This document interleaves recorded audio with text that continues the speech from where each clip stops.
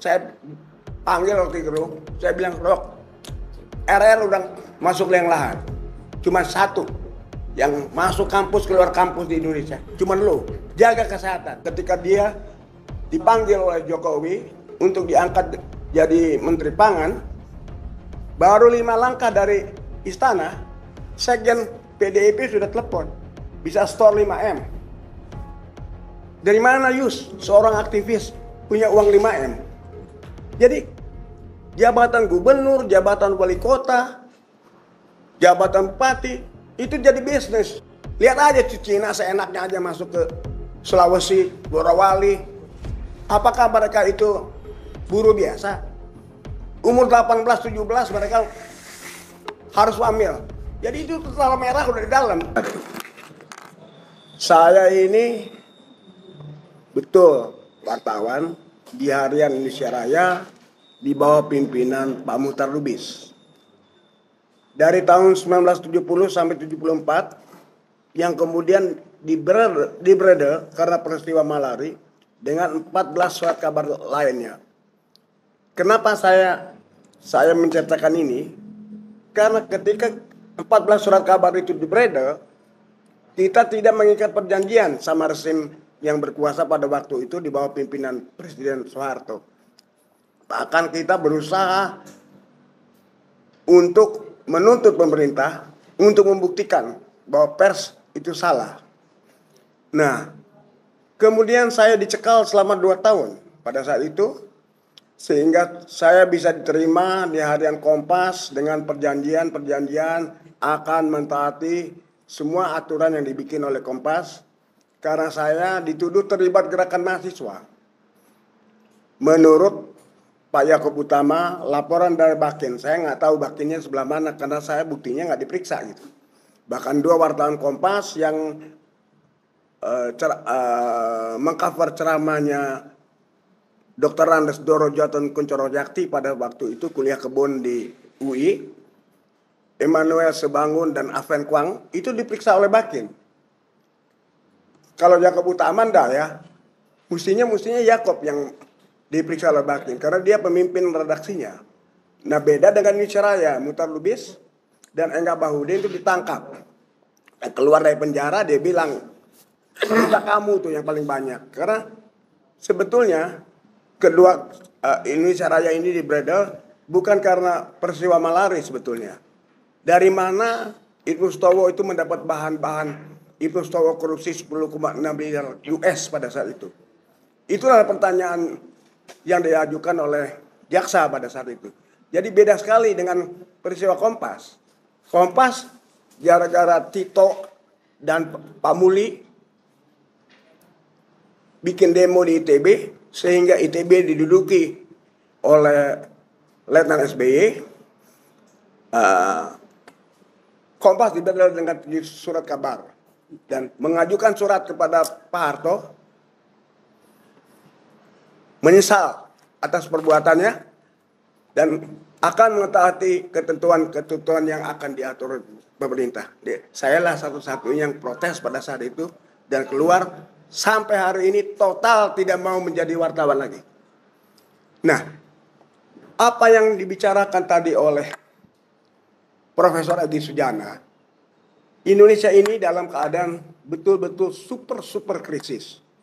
Bahkan, maaf saya menggunakan istilah PKI, Ibu Pertiwi sedang hamil tua, tetapi disetubuhi terus-menerus sampai lecet. Ini keadaan Republik Indonesia hari ini. Hancur Indonesia ini. Bukan hanya oleh Presiden Jokowi, juga oleh partai politik. Bagaimana seorang gubernur, seorang wali kota, seorang bupati, atau seorang calon menteri yang ingin menjabat harus store kepada partai-partai. Bahkan ada salah satu aktivis ITB dan tokoh 73 menceritakan kepada saya ketika dia dipanggil oleh Jokowi untuk diangkat jadi Menteri Pangan, baru 5 langkah dari istana, Sekjen PDIP sudah telepon, bisa store 5M. Dari mana Yus, seorang aktivis punya uang 5M? Jadi jabatan gubernur, jabatan wali kota, jabatan bupati itu jadi bisnis. Transaksional. Transaksi. Nah kalau itu mereka mengeluarkan sekitar 5M sampai 3M, mesti balik modal itu. Jadi selama 5 tahun mereka melakukan tindakan korupsi. Akibatnya gubernur, menteri, wali kota, bupati diperiksa oleh KPK. Ini yang terjadi di keadaan ini. Sangat buruk. Jangan mengharapkan dari pers mainstream. Beruntunglah kita dengan teknologi yang maju, kita bisa menyaksikan WhatsApp, bisa menyaksikan YouTube. Yang sampai hari ini sebetulnya mulai disensor oleh Kominfo. Bahkan ada beberapa YouTube yang hilang dari peredaran. Nah inilah kesulitan reformasi ini. Kenapa? Awal dari reformasinya yang salah. Jadi 5 hari setelah reformasi itu terjadi, saya ditelepon oleh wartawan Universum, Yopi Lasut almarhum. Dia menanyakan, apakah ini terjadi reformasi? Aku bilang, apakah ini reformasi total? Bukan, ini reformasi ece-ece. Reformasi total itu harus memenuhi persyaratan. 1, harus bebas dari pengaruh Soeharto. Karena Soeharto masih bertindak seperti Newi di Birma, Deng Xiaoping di RT, Lee Kuan Yew, mengatur dari belakang. Kedua, harus bebas dari pengaruh Habibie. Karena Habibie identik dengan Soeharto. Orde Baru tahap kedua yang harus kita lenyapkan. Yang ketiga, harus bebas dari Golkar. Ibarat kita main bridge, kartunya udah lecek. Geli kita megangnya. Artinya harus bebas dari P3, PDI, termasuk PDIP. Karena kelanjutan dari PDI. Yang keempat, harus bebas dari fungsi ABRI. Pada saat itu masih bercokol. Apa yang terjadi setelah reformasi? Beranak pinak Golkar itu. Golkar itu, Wiranto kalah di Golkar. Kemudian apa yang terjadi? Dia bikin Partai Hanura. Sebelumnya, Edi Sudrajat kalah. Dia bikin Partai PKP. Apa itu PKP? Partai Kalah Perang. Kemudian Prabowo kalah juga dalam konvensi di Golkar. Bikin Gerindra. Yang keempat, Surya Paloh bikin Nasdem. Jadi Pak akan beranak pinak. Yang mungkin bisa dikatakan reformasi yang tidak ada berbau-bau sama rezim sebelumnya, PKS kali. PKB ya karena dibikin oleh Gus Dur, oke lah. Tapi apa sekarang yang terjadi? Mereka mendukung rezim yang terburuk ini. Ini Jokowi ini presiden terburuk selama Indonesia mereka 79 tahun. Jadi dengan berdirinya partai rakyat oposisi yang dibuat oleh Rustam Effendi, saya sangat mendukung. Kita tidak boleh kalah dengan partai-partai yang hanya mementingkan kepentingan pribadi, bukan kepentingan rakyat. Rakyat itu hanya dibutuhkan 5 tahun sekali. Ini yang terjadi sekarang. Setelah itu dilepeh, kata orang Betawi bilang dilepeh katanya. Ini yang terjadi sekarang. Yang saya ngerti, gerakan mahasiswa nggak bergerak seperti sebelumnya. Karena perubahan politik di Indonesia tidak pernah dilakukan oleh partai politik. Partai politik itu penikmat dari perubahan itu. Selalu anak muda. Ketika Indonesia merdeka, Bung Karno dan Bung Hatta bilang, kami menunggu kemerdekaan dari saudara tua. Diculik oleh anak muda. Dipimpin oleh seorang petan namanya Umar Bahsan yang berkuasa di Rengas Dengklok. Tapi sayangnya Umar Bahsan ini tidak mendukung Nasution, Dia mayor Siliwangi, dia keluar dari Siliwangi, hobinya melukis. Masuk lekra dia. Jadi ketika 65 itu, tanpa pengetahuan ideologis komunisme, dia ditangkap dan meninggal. Pada ini jasanya hebat sekali. Kalau di era sekarang atau Orde Baru, tiap toknya lah pada era itu, pada era revolusi. Jadi kemudian anak muda lagi, Malari, mulai tahun 71 ada mahasiswa menggugat, ada macam-macam lah gerakan-gerakan mahasiswa yang menentang Taman Mini, menentang pemilu, terjadi golput karena jangan milih katanya masyarakat. Itu semua gerakan anak muda.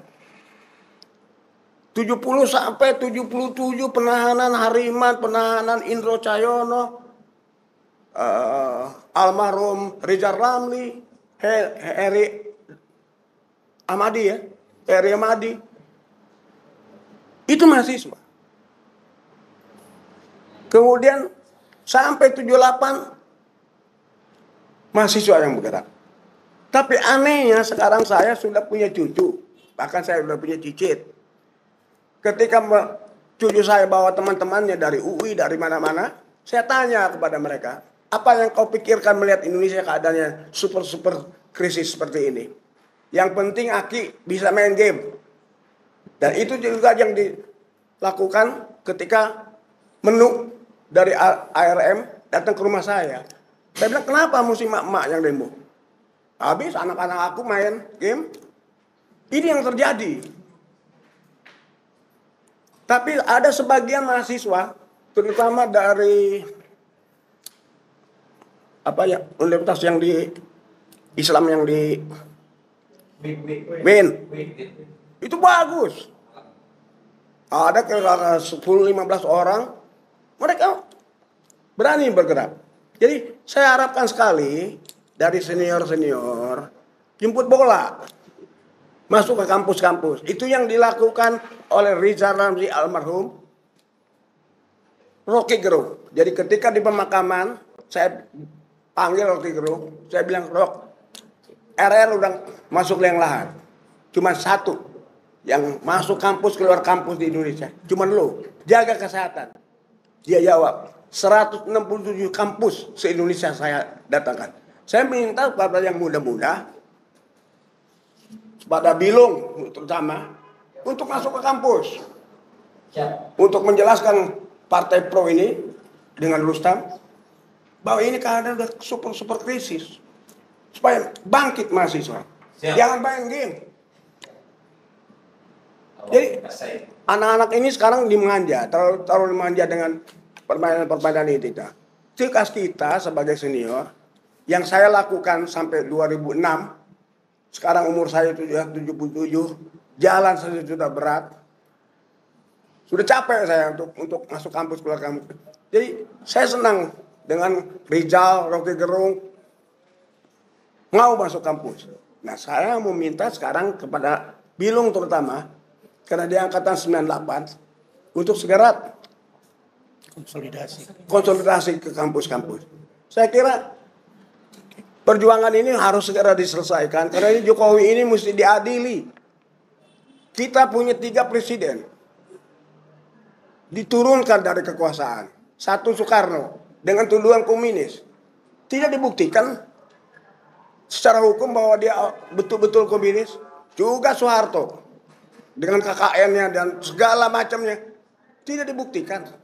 Jadi tradisi, termasuk Gus Dur menerima uang dari Bolkiah, dari Brunei, menggunakan uang bulog, juga tidak dibuktikan secara hukum. Jadi tradisi ini jangan terjadi lagi. Jadi Jokowi ini harus segera diadili dan segera ditangkap. Saya kira itu satu-satunya jalan supaya tradisi seorang presiden menyeleweng tidak akan terjadi. Jadi kelemahan Indonesia sekarang, pemimpinnya tidak jujur, tidak tulus, tidak ikhlas, tidak memiliki leadership, tidak memiliki integritas dan dignity. Harga dirinya udah gak ada sekarang dia. Lihat aja Cina seenaknya aja masuk ke Sulawesi, Borawali. Apakah mereka itu buruh biasa? Umur 18-17 mereka harus hamil. Jadi itu tentara merah udah di dalam. Bahkan saya bicara sama mantan kepala BAIS, saya nggak sebut namanya. Kalau kita perang sama Cina berapa hari persediaan amunisi kita? Aduh, jangan sama Cina dong. Sama Singapura aja cuma 3 hari. Lemah Indonesia ini. Semakin lemah dengan kelakuan Jokowi ini. Saya kira Jokowi ini nggak boleh dimaafkan. Boleh dia nangis-nangis dengan air mata buayanya. Saya kira stop. Dan saya mengharapkan dari partai di bawah pimpinan Rustam untuk memberikan pendidikan khusus kepada anak-anak muda. Karena perubahan Indonesia, saya tetap percaya anak muda yang melakukan. Tidak oleh partai politik. Dan partai politik yang ada, kita bersihkan. Kita saring. Yang partai yang tidak memperjuangkan rakyat bubar aja. Ya, tapi susahnya nih partai ini, kalau kita bicara demokrasi, ya itu partai mesti ada. Tapi kalau partainya kayak begini, merugikan kita semua. Jadi kalau soal kepekaan terhadap keadaan ini saya selalu peka. Di era SBY saya lihat dia kerjanya lamlendig kata orang Belanda, lambat kayak kura-kura. Saya kritik dia. Bahkan saya bilang PKI dia. Ruh Sitompul marah. Bilang tuh sama wartawan. Wartawannya bilang, yang bikin DVD-nya. Bilang tuh kepada Yusma di Praja. Jangan menuduh SBY PKI. PKI itu pengertiannya pokoknya kontainer isi. Isinya dolar. Pokoknya kontainer isi. Isinya dolar. Kalau PKI pengertiannya pokoknya kantong isi terbatas. 2 bulan setelah itu terjadi kasus Hambalang. Mau ngomong apa tuh Ruh Sitompul? Ini yang terjadi. Saya kira kita harus terus berjuang untuk memperbaiki nasib bangsa. Umur saya udah 77, tinggal berapa tahun lagi saya hidup. Nanti siapa yang bayar utang? Cucu-cucu kita dan cici-cici kita. Sekian, terima kasih. Waalaikumsalam. Terima kasih, hatur nuhun Kang Yus. Assalamualaikum warahmatullahi wabarakatuh. Apa yang disampaikan oleh Bapak ini sangatlah benar-benar nyata ya. Kondisi negara ini hari ini sedang krisis. Krisis pangan, krisis moral. Bahkan kita ketahui angka korupsi itu makin menjadi-jadi. Bukan hanya jumlahnya para koruptor, namun jumlah yang dikorupsi juga ugal-ugalan. Tidak melihat kondisi APBN yang saat ini sedang defisit. Tidak melihat, tidak mementingkan rakyat yang kondisi saat ini sedang menjerit untuk mencari sesuap nasi. Kita ketahui bahwa sedang beredar di media sosial banyak para pekerja yang mencari lapangan kerja sangatlah susah. Tidak sebanding dengan janji-janji Pak Jokowi yang menjanjikan akan dibukanya lowongan kerja 10 juta. Dan diteruskan oleh Gibran hingga saat ini ditambah menjadi 19 juta. Kalau di total masa jabatan Presiden Jokowi sama Gibran berarti 29 juta. Bahkan survei menunjukkan bahwa kemiskinan naik grafiknya. Namun fakta di lapangan hari ini angka kriminalitas makin menjadi-jadi. Disebabkan para oligarki yang mengambil alih kekuasaan untuk merampas sumber daya alam.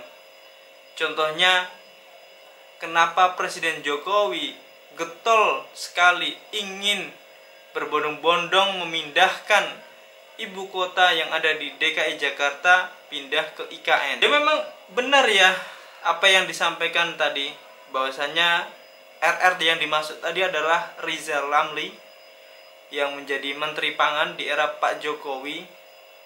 Kemudian tadi ya diminta Hasto ya, Sekjen PDIP untuk setor 5 miliar. Kalau kita melihat aktivis hari ini, aktivis pergerakan mendapat bayaran berapa hingga bisa menyetor kepada para partai tersebut.